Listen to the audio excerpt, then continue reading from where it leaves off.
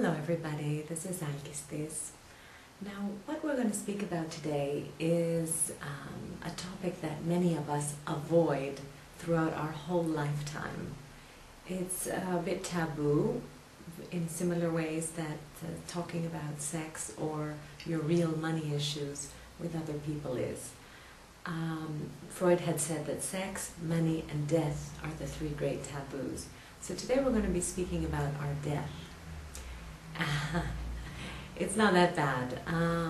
Basically, many philosophers over the time, over the ages, have said that the more we are aware of our imminent death, then the stronger and more alive we are in this life.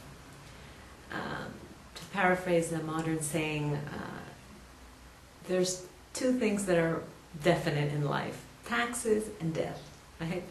So what we're saying here is that since it's happening, it's going to happen. In fact, every single day we are one day closer to death.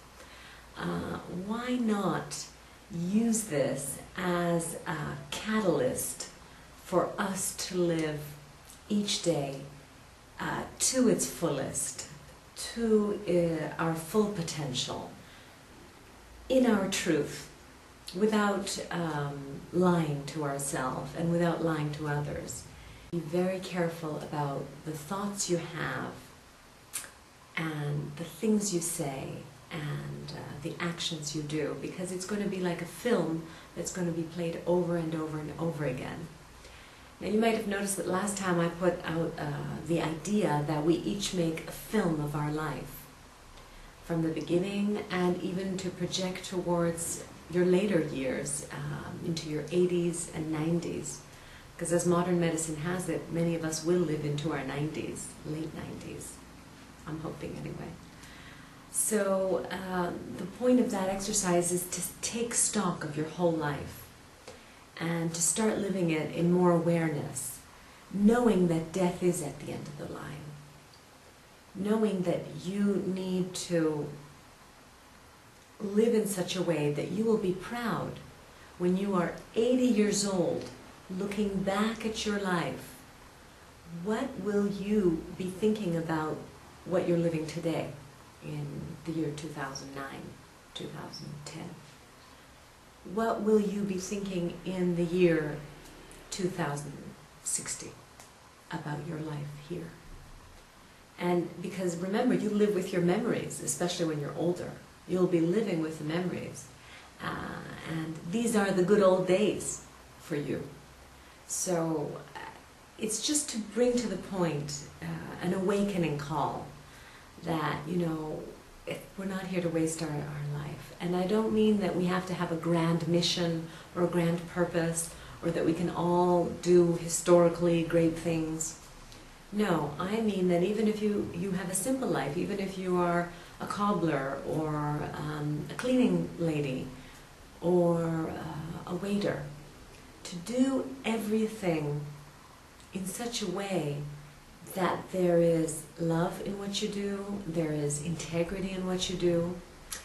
And as a friend of mine, Dr. Alex Patakos, who I will be referring to sometimes, I've just read one of his books, he says, do everything in such a way that you find the meaning in what you're doing.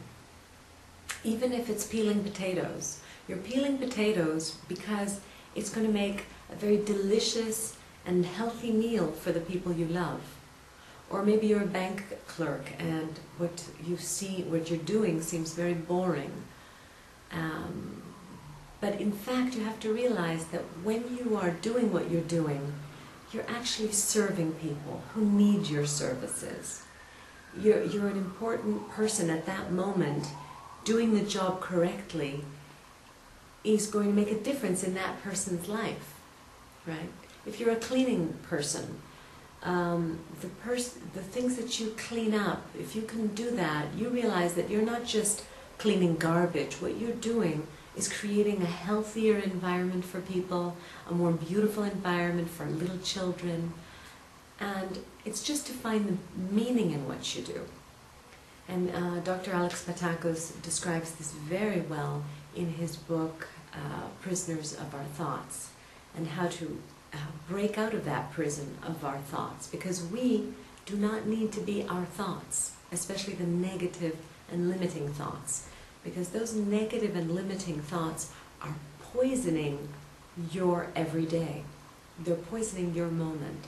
So it's time to start clearing out those negative thoughts, clearing out those fear thoughts, clearing out those limiting thoughts that say you can't do it, you're not capable, or this thing that I'm doing is pointless and worthless. So let's start finding the meaning in what we're doing and therefore enriching our everyday life. It's not about having more in life, it's about having a quality of life. And you can also look into this topic of meaning, if you like, in YouTube, under Dr. Patakos' YouTube channel. His is called Dr.Meaning. So I hope you enjoy his videos as well. He's Greek American, and we share a lot, and I really do like the way he thinks, and I'd like you to enjoy his videos as well.